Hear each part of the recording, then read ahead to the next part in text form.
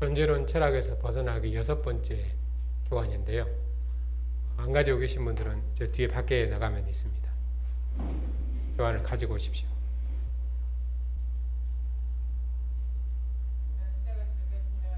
네. 기도하고 시작하겠습니다.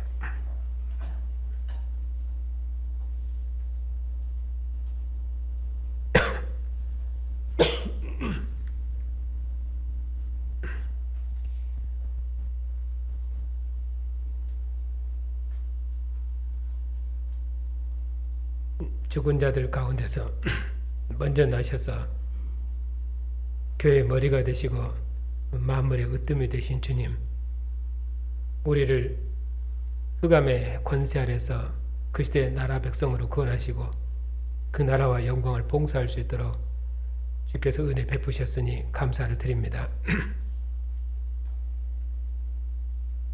우리를 어둠의 권세에서 건지셔서 죽은 자 가운데서 부활하신 주님이 머물러서 주님의 뜻을 따라 살 수 있도록 우리를 주의 영광으로 자유케 하셨사오니 이전에 세상이 멸시하는 그런 천황 가운데서도 우리를 그리스도의 하나님 앞에 화목시킨 주님의 이름으로 주님의 교회를 봉사하는 능력의 삶을 살 수 있도록, 복종하는 능력의 삶을 살 수 있도록, 세상이 멸시하는 천시하는 가운데서도 감사하는 삶을 살 수 있도록 교회를 주의 진리로 자유케 하셔서 우리 모든 삶에 의해서 주님을 기쁘시게 봉사할 수 있도록 주의 교회를 복주셨으니 감사를 드립니다. 오늘도 주님의 교회가 함께 모여서 주의 말씀을 듣고 주께서 하나님께서 그리스도 예수 안에서 이루신 구원의 큰 일로 교회가 함께 감사하고 찬양할 수 있도록 복주시니 감사합니다. 하나님께서 진리의 말씀을 주의 교회에 풍성히 허락하셔서 주님의 교회가 이 말씀으로 하나님의 뜻을 분별하고 주님 오시도록까지 하나님께 모든 감사를 하나님께 영광을 돌리려고 지혜롭고 능력 있는 삶을 살 수 있도록 주님의 교회를 주의 복음으로 항상 일깨우시고 인도해 주시옵소서. 예수님의 이름으로 감사하며 기도하옵나이다. 아멘.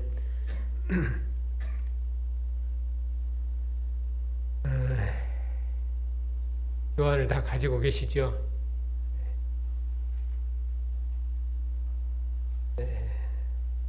가능하면은 교환에 매여서 교환의 범위를 벗어나지 않는 선에서 설명드리겠습니다.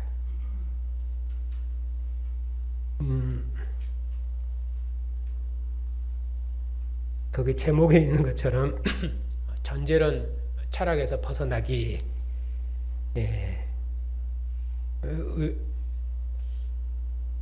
존재론 철학에서 벗어나기 하는 것은 철학이 존재론의 토대 위에 있기 때문에 우리 존재하면은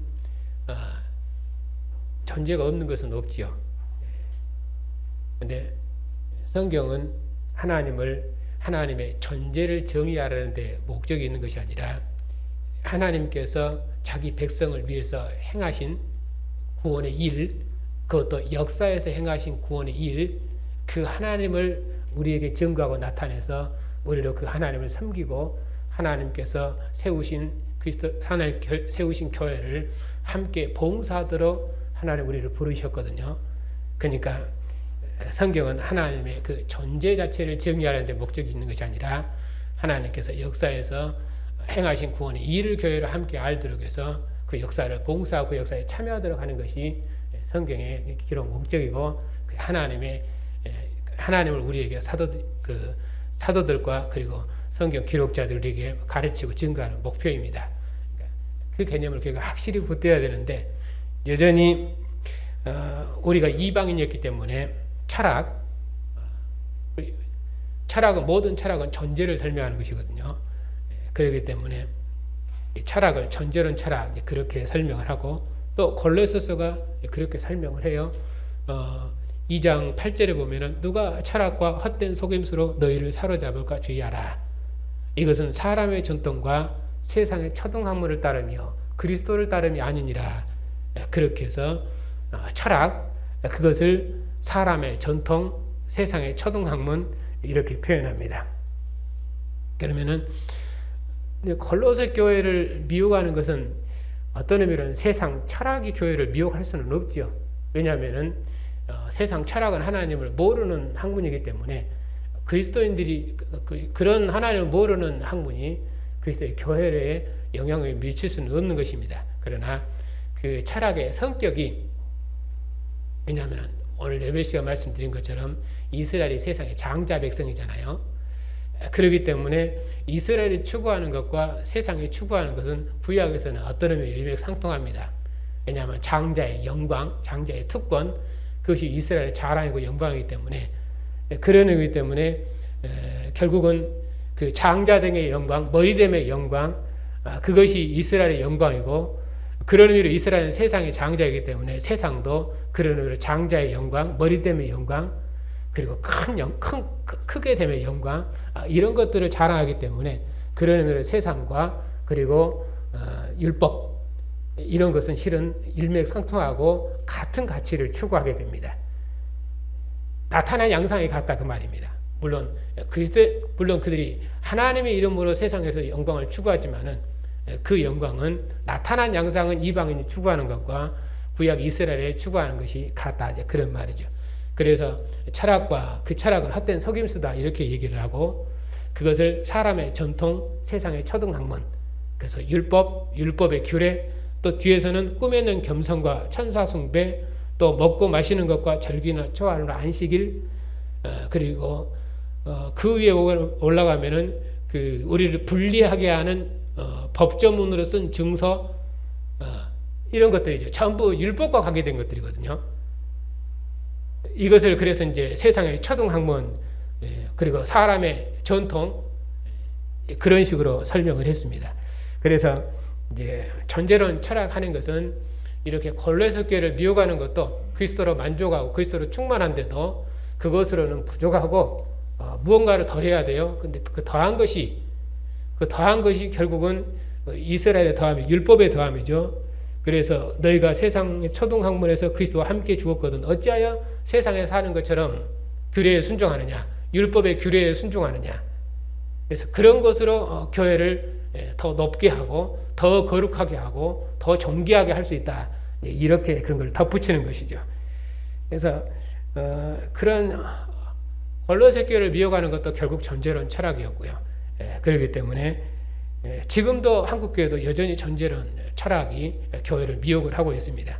그것이 무슨 전제론 철학하니까 대단한 것이 아니라 토대는 어디에 있습니까? 율법에 있는 것이거든요.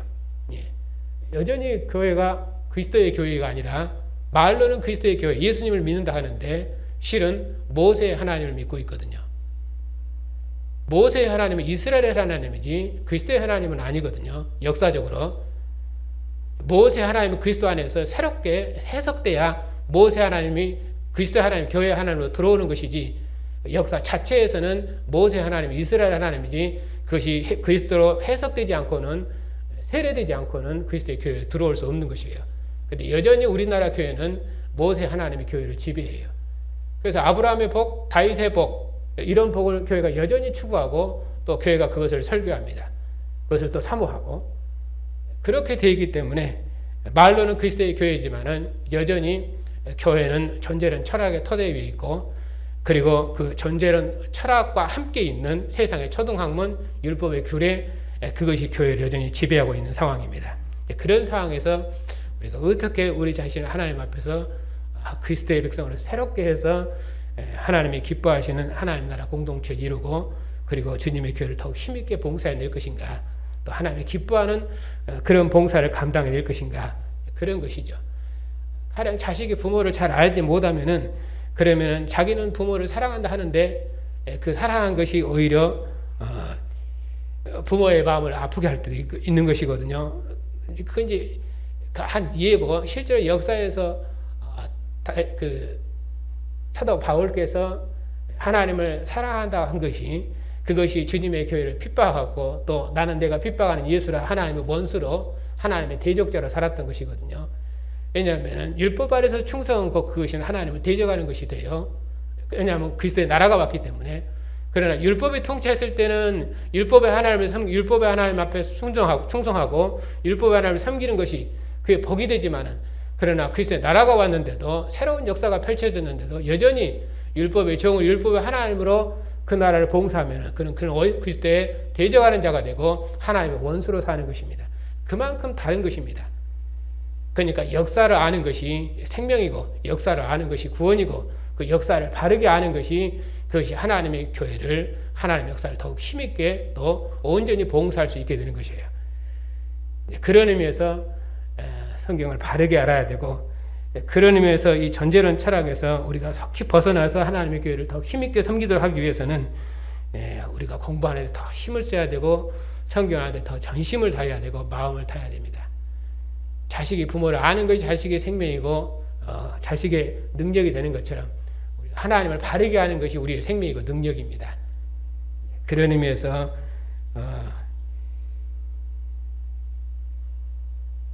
더 잘 알아야 되겠지만은 우리가 하나님을 사랑하기 때문에 하나님의 사랑의 말씀을 사랑의 음성을 사모하고 듣기를 사모하고 또 그 말씀을 더 가까이하고 마음에 드는 거 아닙니까? 그렇게 하나님을 사랑하는 마음으로 하나님의 말씀을 배우는 데 더 전심하셨으면 좋겠습니다. 자, 그 첫 번째 문단에 보면은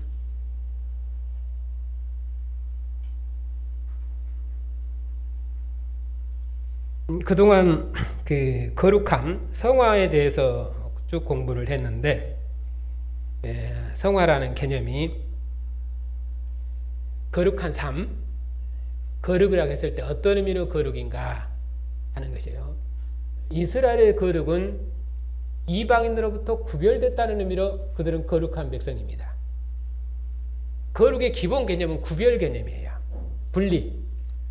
그래서 성경에서도 그 족보를 창세기에서 족보를 표현할 때 분리됐다.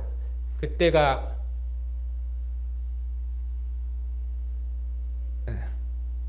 누구지요? 처음으로 분리됐다 했을 때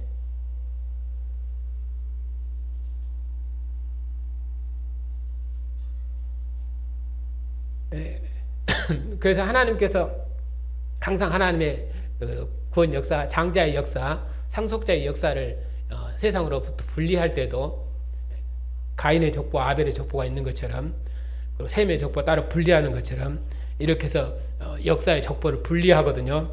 그래서 이렇게 항상 하나님은 분리하는 것이 거룩 개념으로 설명을 해요. 그래서 이스라엘의 분리도 이방인으로부터 분리, 그런 의미로 이스라엘은 거룩한 백성, 그렇게 되는 것입니다. 그러면은 신약교회는 어디로부터 분리됐습니까? 구약으로부터 분리입니다. 직접 우리는 세상으로부터 분리 이 개념이 아니고 항상 성경은 역사이기 때문에 일단은 세상은 들어오지 않아요. 세상은 어디에 있냐면은 이스라엘이 세상의 장자예요. 그러니까 이스라엘과 세상은 그렇게 연결되어 있어요. 그래서 율법 그리스도 밖에 있으면은 이스라엘이나 밖에 있다는 의미로 율법이나 세상이나 실은 같은 개념입니다. 그래서 여기서도 철학, 세상 철학과 그리고 세상의 초등학문, 율법의 규례를 함께 언급을 하는 것입니다. 자, 그리스도를 따르지 않는다는 의미로는 다 세상 초등학문이다. 그렇기 때문에 이스라엘이 이방인으로부터 구별된 것처럼 교회는 어디로부터 구별되냐면은 구약으로부터 구별되고 더 정확하게 말하면 모세 율법으로부터 구별되고 모세로부터 구별되고 다윗으로부터 구별되는 것입니다. 그런 의미로 거룩한 백성입니다. 우리는 세상으로부터 구별됐다 그런 거룩 개념이 아니라 역사 개념입니다. 모세의 나라를 그리스도의 나라로 구별했다. 모세의 나라를 그리스도의 나라로 속죄했다. 성경 이런 표현도 써요. 그래서 구약의 나라를 모세의 나라를 그리스도의 나라로 구원하고 구별했다. 그런 의미로 그리스도의 나라는 거룩한 나라예요. 그런 의미로 그리스도의 백성은 거룩한 백성이에요. 그런 의미로 그리스도의 교훈은 거룩한 교훈이에요. 그래서 모세 율법으로부터 구별됐다는 의미로 그런 의미로 거룩한 백성이다.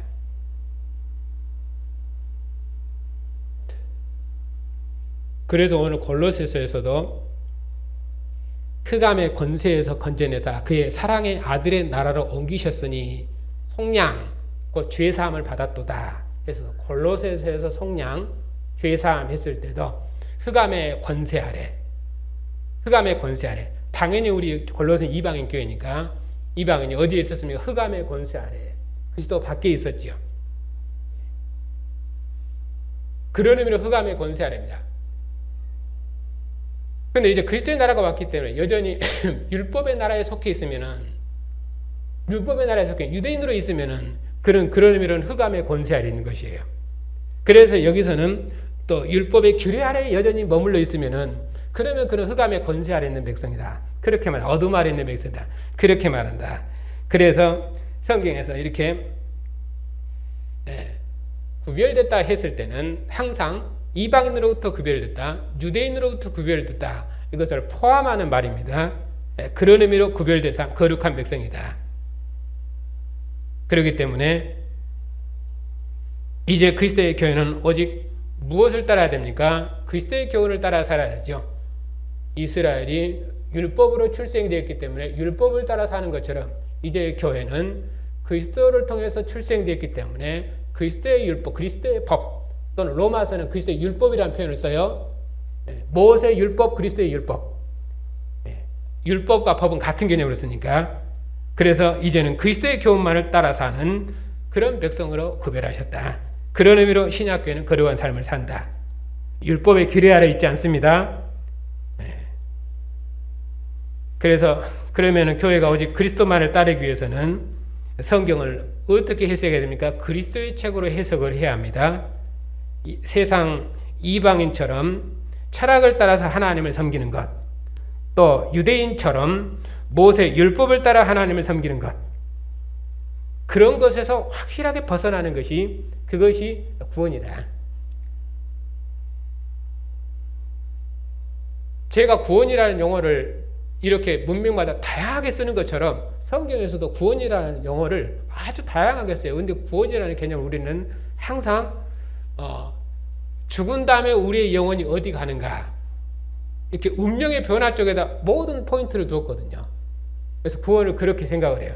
근데 구원이라는 것은 이렇게 다양하게 쓴다. 자, 그래서 두 번째 문단입니다. 이번 시간에는 존재론 철학에서 설명하는 도덕적 성화의 개념, 이것을 비판할 것입니다.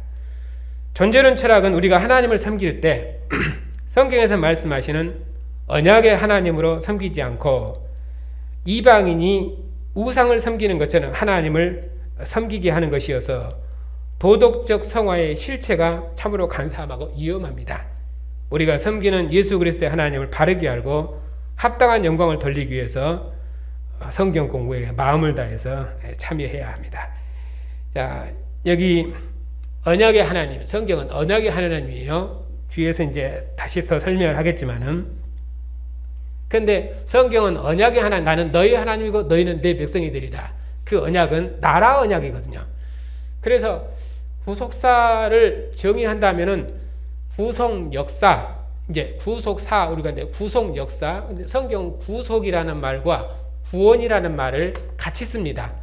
그래서 구원사, 구속사 같은 언어 개념이고요. 그러면 구원하는데, 구속하는데 무엇을, 여기서도 그랬잖아요. 골로새서 2장에서도 속량, 죄사함, 그것도 속량이라는 말도 같은 개념으로 쓰여요. 속량, 구속, 죄사함 다 같은 개념으로 문명마다 쓰입니다.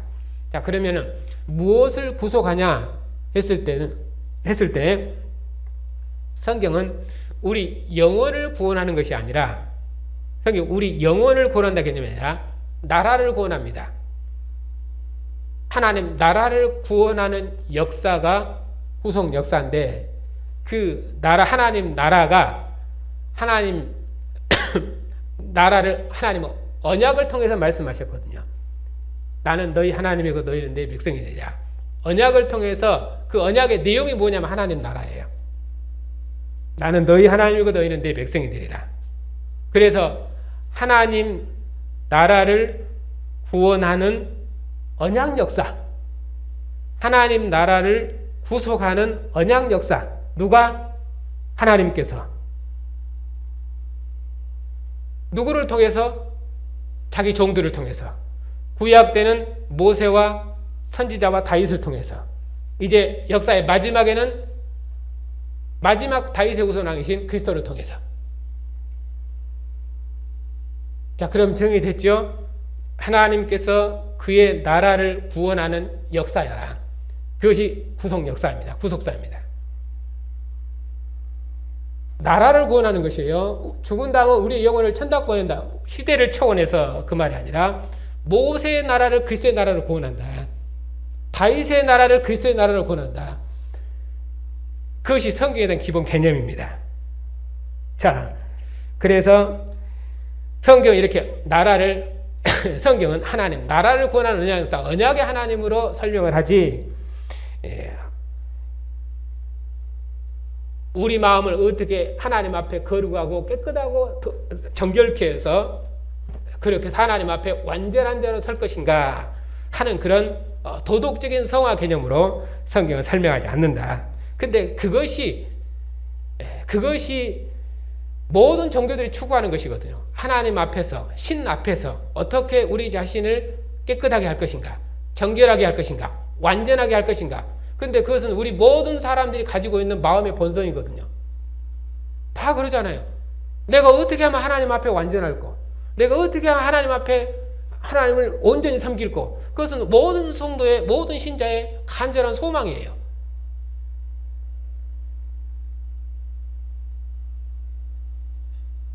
근데 그것은 우리만 그런 것이 아니라 모든 세상 사람들이 본성에 우리 마음에 하나님이 계시기 때문에 그것을 원해요. 근데 우리 자신의 성화, 도덕적인 죄책감을 통해서 하나님 앞에 나아가는 그런 발전 단계, 이런 것들을 통해서 자기 자신의 개선을 통해서 하나님의 완전함에 이르러가는 과정, 이런 식으로 성화를 설명을 하는데, 왜냐하면 우리가 항상 하나님 앞에 완전하지 못하니까 점점점 자기 자신을 발전시켜 나가는 것이거든요. 그것이 어떤 의미로는 당연한 것처럼 보여요. 또 우리 실제적인 삶도 그러하고, 그렇기 때문에 그런 도덕적 성화가 성경에서 하나님을 섬기는 하나의 방식처럼 이렇게 되어 있기 때문에 그런 것들이 얼만큼 교회에 치명적으로 위험한 것인가 하는 것을 이제 분별해 내는 것, 그것이 지금 이 공부를 하는 목표입니다. 자, 세 번째 문단입니다. 자, 존재론 철학에서는 죄인이 의롭게 되는 것을 사람 마음속에 죄의 욕구가 하나도 없는 자가 되는 것, 한마디로 예수님처럼 거룩한 존재가 되는 것, 이렇게 설명을 합니다. 자, 그건 우리 모두가 다 원하는 바이죠. 그래서 거룩하게 된다는 것도 이렇게 도덕적으로 완전하게 되는 것을 말한다. 그래서 죄를 짓는다는 개념도 도덕적 기준을 지키지 못하는 것으로 한다. 그래서 매일 자신을 도덕적 기준, 신의 완전함, 거기에 비추어서 자신을 성찰하면서 완전하지 못한 자신의 모습을 괴로워하고 그죠? 그 탄식하는 거죠. 왜냐하면 그런 탄식이 항상 있죠. 로마 7장에. 예. 그래서 성경을 묵상할 때도 어떻게 하면은 그런 도덕적인 삶을, 완전한 삶을, 하나님 앞에서 완전한 삶을 살 수 있을 것인가, 이런 걸 고민하죠. 이렇게 죄, 율법, 그리고 성화. 왜냐하면 율법을 통해서 우리 자신을 비추고, 그렇게 해서 우리가 죄인됨을 깨닫고, 그렇게 해서 오라 나는 공고한 사람이로다, 이 사망에서 누가 나를 건져내라. 누가만 건져낼 수 있습니까? 신의 완전함에 이를 수 있는 그리스도 하나님의 아들만 우리를 구원할 수 있습니다.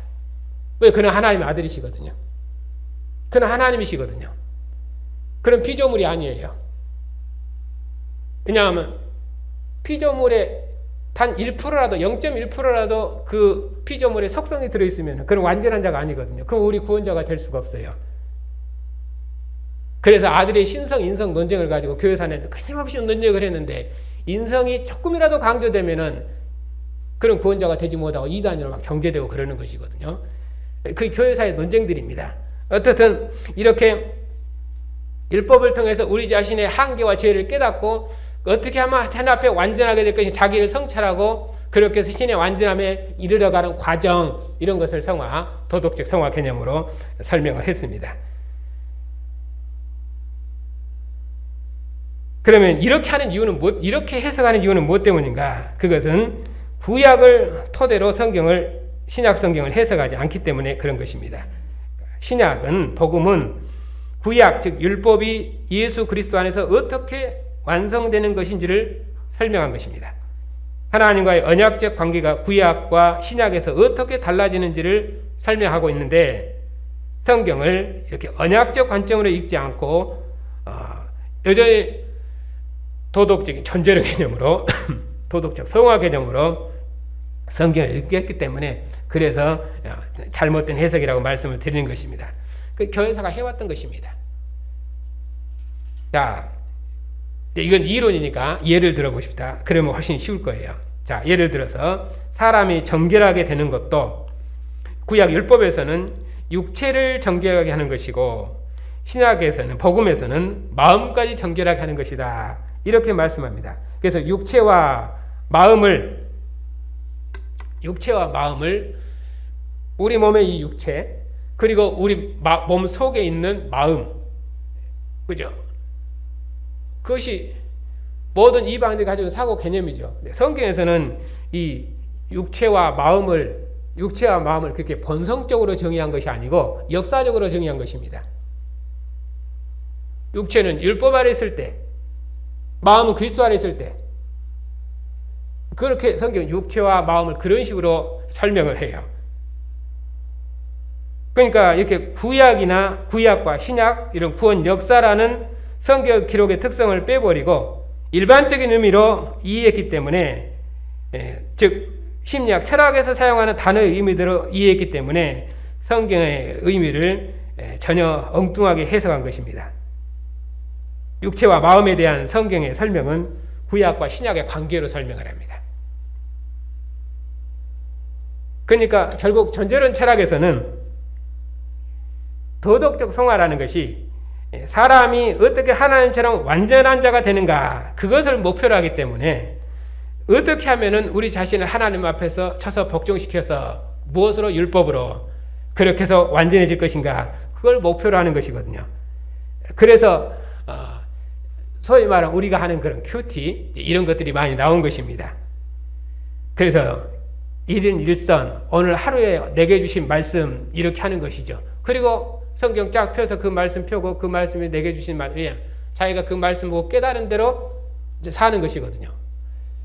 그러니까 그렇게 성경을 읽으니까 자기 마음에 감동이 오는 대로 성경이 있는 것이죠.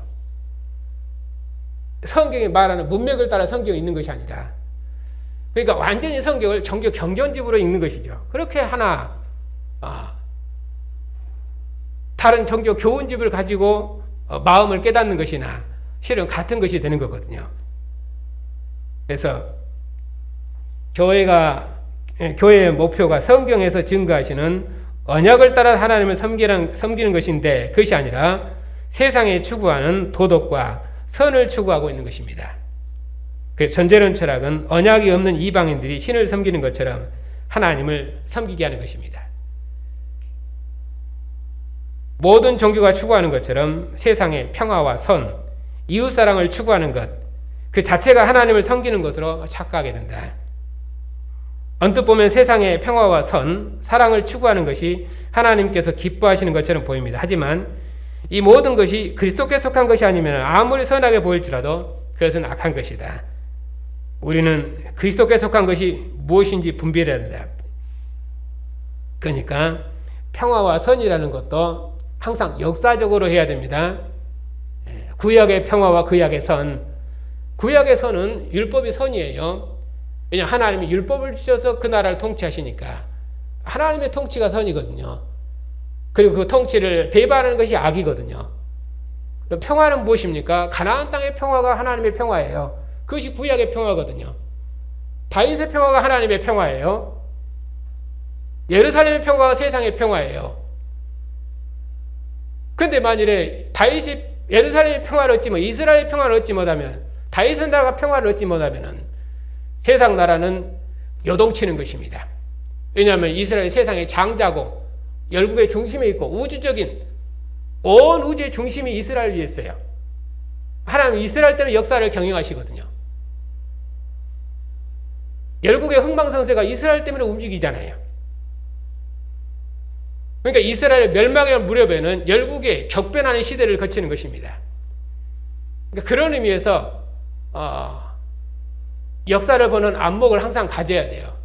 역사의 이런 흥망성쇠, 역사가 격동하는 시기를 거치면은 그것은 하나님의 손길이 미치고 있는 것이에요.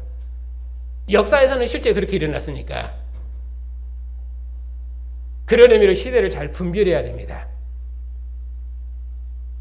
아니, 세상에도 그러잖아요. 우리 옛날 저도 그런 이제 초기 예수 믿을 때 그런 찬송을 많이 불렀어요. 하늘의 구름만 지나가도 예수님 오시는가 하고 이렇게 한다고. 왜냐하면 하나님 구약에서 엘리야의 구름, 그 구름이 하나님의 손길이고 하나님의 임하심이거든요. 하나님의 간섭이고 또 하나님은 구름 가운데 항상 임하셨고 그렇기 때문에 하늘에 구름만 떠가도 하나님 임하신 거 항상 깨어있는 삶을 사는 것이거든요. 더구나 역사적 조명은 실제로 그러하니까. 그래서 이렇게 민족이 격동기를 거치고 세상 역사가 격동기를 거치면은 하나님의 손길의 개입은 없는가? 우리는 그건 생각을 해봐야 돼요. 근데 그 하나님의 격동의 손길은 이스라엘 하나님께서 자기 백성 이스라엘을 돌이키시고 자기 백성 이스라엘을 하나님께서 회개시켜서 돌이키시기 위해서 하나님이 열국을 쓰시거든요. 이스라엘 하나님 앞에 범죄했을 때. 그러면 민족의 격동이 세상에 격동기가 일어나면 교회가 하나님 앞에서 어떻게 서 있는지 자기 자신을 교회가 돌아봐야 되고 그런 것을 깨우침을 받아야 됩니다. 어떻든 자 항상 가나안 땅의 평화, 다윗 왕의 통치 그것이 구약의 평화고 그것이 구약의 선이에요. 근데 세상에 추구하는 선은 도덕적인 선이거든요. 가장 고상한 선은 도덕적인 선이잖아요. 물론 지금의 선은 완전히 먹고 마심이 선이고 그리고 잘 되는 것이 선이죠. 그래서 선한 지도자를 뽑아야 되는데 그 선한 지도자가 무엇입니까? 백성을 잘 먹여 살리고 부패도 상관없어요. 어떤 사람도 상관없어요. 어떻든 백성들만 잘 먹여 살리면 돼요. 부동산 안정시키고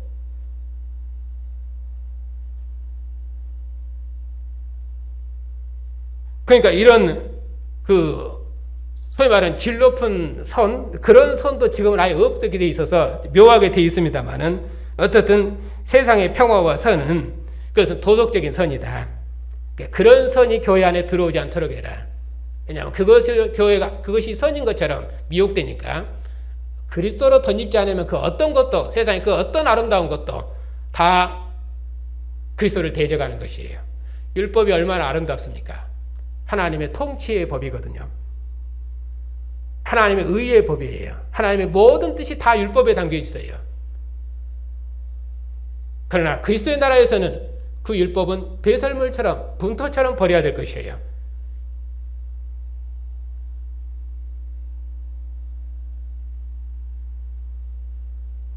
그렇기 때문에 우리는 그리스도께 속한 것이 무엇인지 분별해야 된다. 자, 성경에서 분명하게 말씀하십니다. 이쪽의 맨 마지막 문단입니다. 하나님의 참된 평화는 그리스도 안에 거하는 평화입니다. 구약의 평화는 가나안 땅의 평화라고 그랬죠. 모세 율법 아래 있는 평화입니다. 다윗의 통치 아래 있는 평화입니다. 그러나 그리스도 하나님의 참된 평화, 마지막 평화는 그리스도 안에 있는 평화입니다. 이런 그리스도께서 주시는 평화는 세상에 줄 수도 없고 모세가 줄 수도 없고 율법이 줄 수도 없는 평화예요. 왜냐하면 이것은 이 세상 권세, 죽음의 권세, 어둠의 권세 아래서 해방된 평화거든요. 가나안 땅의 평화도 아무리 그 평화가 다윗의 평화가 크다 하지만은 그것은 죽음의 권세 아래 있는 평화였습니다. 그러나 그리스도께서 주신 평화는 죽음의 권세를 이긴 평화이죠. 복음서에서 말합니다. 요한복음의 그런 평화는 어떤 평화입니까? 아버지 품 안에 있는 평화이죠. 그러니까 복음서에서 사복음서에 공간복음서에서 말하는 평화가 요한복음에서 말하는 평화 개념도 이렇게 달라요. 이렇게 세상의 평화를 추구하는 것이 그리스도를 대적하는 것이 아닌지 주의해야 한다.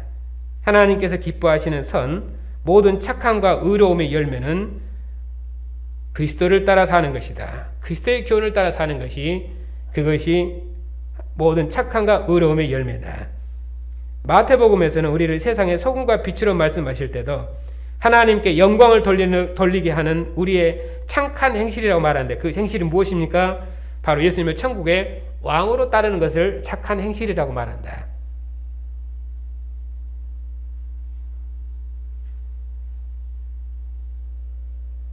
결코 도덕이 아닙니다. 도덕이 없다 그 말이 아니라 그 도덕까지라도 구약도 율법도 도덕이 있고 또 그리스도의 법도 도덕이 있어요. 그러나 그리스도의 통치를 드러내는 도덕이어야 된다. 모든 세상의 아름다움은 전부 그리스도의 통치를 드러내야 아름다움이에요. 그리스도의 의를 드러내야 아름다움이에요. 만약에 그리스도의 의와 그리스도의 통치를 드러내지 않는 그 어떤 아름다움도 그것은 아름다운 것이 아니라 그것은 그리스도를 대적하는 것이고 하나님을 대적하는 것이 된다.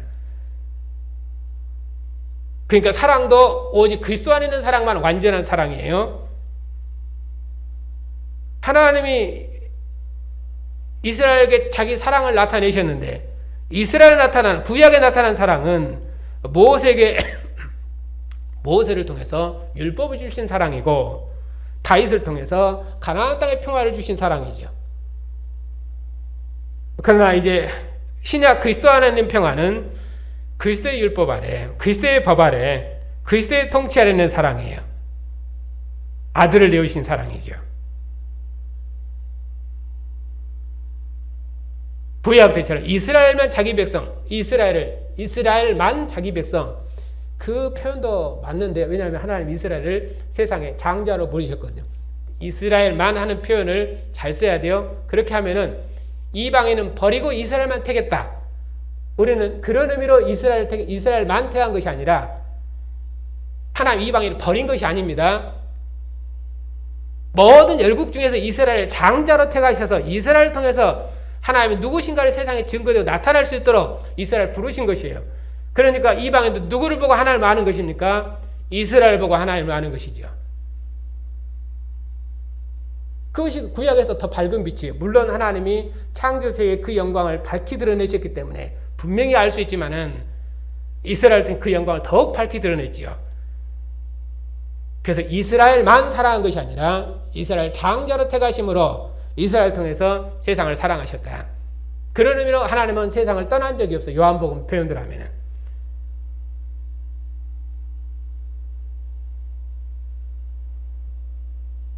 그래서 하나님께서 구약 때는 유대인과 이방인을 이렇게 분리해서 세상을 사랑하셨다면 이제는 모든 사람을, 모든 민족을 그의 나라 백성으로 부르시는 새로운 시대를 여신 것이죠. 가나안 땅의 다윗의 나라는 이스라엘을 통치하는 왕이에요. 그리스도께서 통치하시는 이 나라는 교회는 천하 만국을 통치하는 왕이에요. 그리스도는 천하 만민을 불러 모으시는 왕이에요. 천하 만민이 복종하는 왕이에요. 누구만 복종합니까? 교회만 복종하죠. 그러니까 교회가 하나님 나라예요. 그러나 하나님의 통치가 미친다는 의미로는 온 세상 사람, 모든 민족이 다 그리스도의 통치 아래 있어요.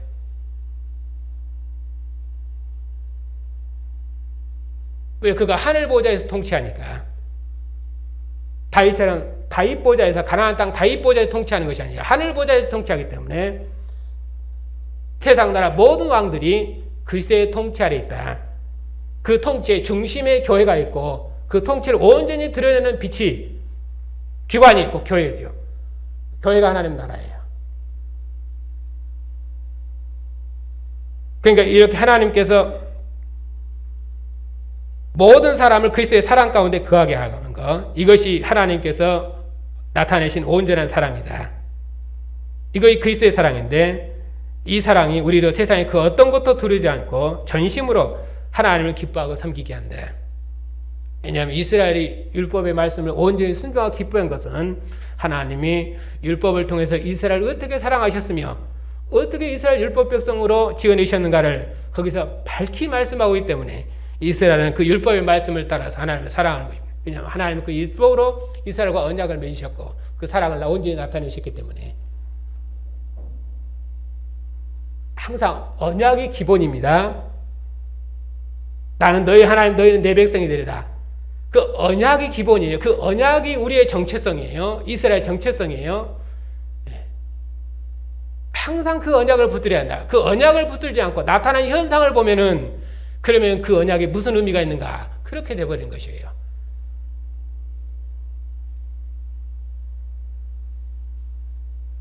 하나님께서 사람을 사랑하라고 말씀하셨을 때 보편적인 사랑의 개념, 사람의 마음을 기쁘게 하는 것, 그걸 가지고서 사람을 사랑하는 것이 하나님의 뜻이라고 그렇게 오해하면 안 된다. 사랑을 정의하는 것이나 사랑하는 방법도 모두 그리스도에게 속해서만 하나님께서 기뻐하시는 사랑이고 하나님께서 기뻐하시는 방법이다. 그리스도를 떠난 사랑은 그것은 하나님을 기쁘게 하는 것이 아니라 사람을 기쁘게 하는 것으로서 하나님의 뜻을 대적할 수 있다. 아까도 말씀드렸잖아요. 사도 바울에게 대표적인 예죠. 사도께서 얼마나 그리스도를 하나님을 사랑하셨습니까? 그는 둘째가라면 서로 할 만큼 하나님을 사랑한 사람입니다. 그의 충성은 말로 다 할 수가 없지요. 그러나 율법 아래에서 하나님을 사랑할 때와 그리스도 안에서 하나님을 사랑할 때는 전혀 다르다. 그리스도께서 왕노릇 하시는 그리스도의 나라 새로운 역사가 펼쳐졌는데도 여전히 옛 율법 아래에서 하나님을 사랑하면 그는 하나님의 원수로 사는 것이고 그리스도를 대적하는 것이 된다.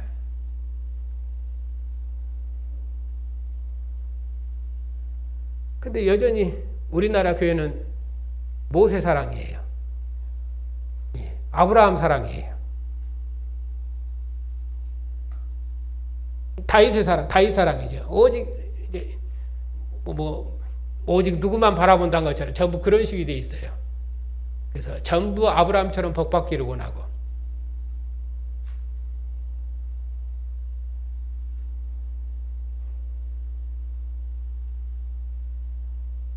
서울에 그 7만 명이나 된다는 그 유명한 그 교회 얼마나 큰 교회입니까?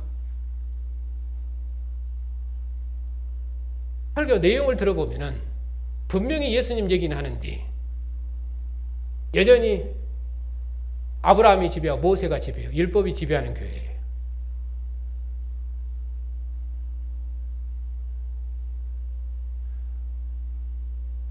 참으로 안 됐어요. 이렇게 사탄은 광명한 천사처럼 교묘한 말로 교회를 속여서 교회가 마땅히 하나님께 돌려야 할 영광을 찬탈한다. 세상의 평화, 선, 사랑이 이 모든 것이 하나님을 섬기는 것과 너무나도 비슷해서 교회를 하여금 성경에서 말씀하신 대로 하나님을 섬기지 못하게 합니다. 세상은 교회를 향해서 종교인이 될 것을 요구합니다. 하나님도 세상의 다른 종교들이 추구하는 신처럼 믿을 것을 요구합니다. 도덕 기준으로 하나님을 판단하고 도덕적 존재로 살아갈 것을 요구합니다. 섞지 마십시오. 교회는 오직 그리스도 안에서만 하나님을 전심으로 사랑하고 하나님의 영광을 추구할 수 있습니다. 그리스도를 떠나서 모세의 율법이 흔적만 들어와도 그것은 그리스도의 영광이 드러나지 않고 그리스도의 하나님을 대적하는 것이 됩니다. 그 어떤 철학과 그 어떤 도덕주의도 그 어떤 겸손도 그리스도를 떠나서는 하나님의 교회에 들어올 수 없다. 이제 마지막 결론입니다. 그러면 성경이 증거하는 건 뭐냐? 언약의 하나님이다.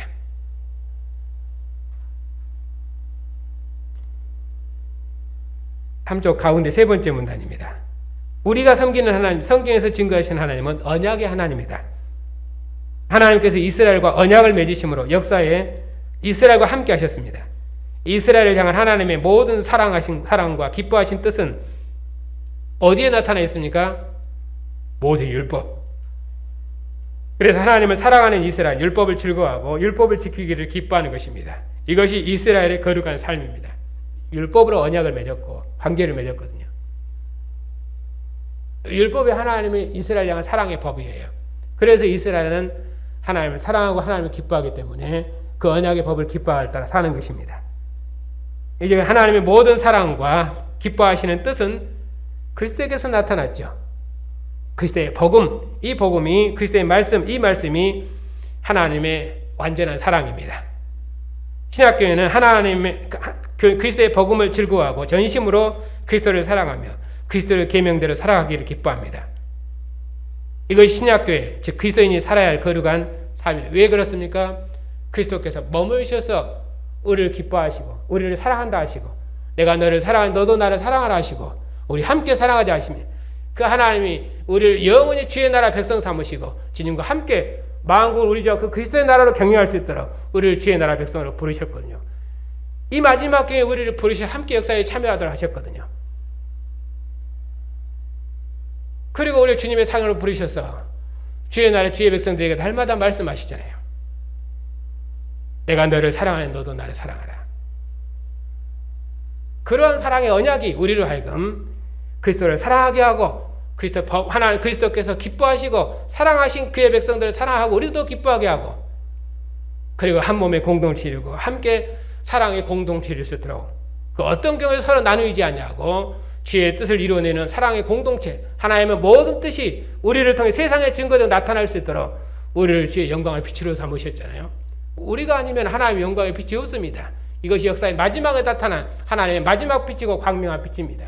이보다 더 밝은 빛을 역사에 주신 적이 없습니다. 교회는 주님의 몸이요 영광이며 주님의 기쁨입니다. 하나님의 모든 뜻이 교회를 통해서 세상에 나타납니다. 이것이 교회가 가진 영광이거든요.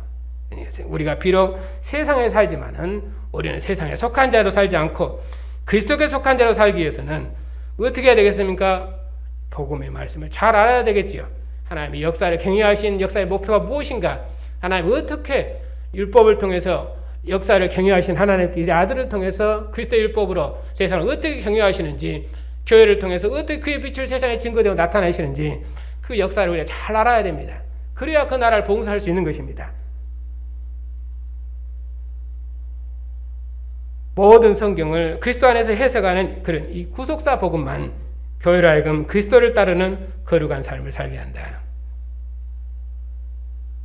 이 일에 있어서 올 한 해 우리 전심을 다해서 복음을 배우는 데 힘을 다하고 또 이 복음으로 우리의 자녀들을 가르치고 양육해서 우리의 믿음의 유업을 자녀들에게 상속해야 되잖아요. 그래야 우리가 다름질 않고 모든 수고가 열매 맺는 것이에요. 역사는 상속돼야 완성되는 것입니다. 상속돼야 완성되는 것이에요. 그렇게 해서 이 복음으로 주님의 교회를 봉사하고 또 우리 자손 대대로 주님의 교회를 봉사해서 주님 다시 오셨을 때 우리의 모든 수고가 영광 중에 나타날 것입니다. 이것을 확실히 소망하고 이 믿음으로 끼어서 더욱 주의 이름 쓰고 주의 말씀을 배우는 전심을 다하는 그런 복된 한 해가 되시길 바랍니다.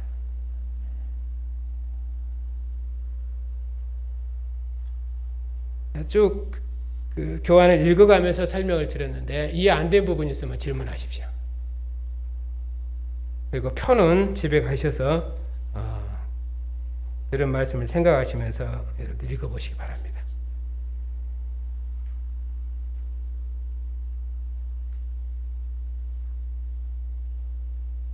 그리고 구역으로 모여서 식구들끼리 가까이 모일 수 있잖아요. 얼굴 보고. 그러니까 가까이 얼굴 보고 서로 얘기하면서 말씀을 배우시면 훨씬 지금 뭐 이렇게 하는 것보다 훨씬 유익이 있을 것입니다. 저는 일단 개념을 설명해야 되니까 제가 일방적으로 설명했지만은 구역 식구들이 모였을 때는 서로 이해된 대로 한번 말해보게 하고 그렇게 해서 서로 도움을 주면 훨씬 더 좋을 것입니다. 마치겠습니다. 감사합니다.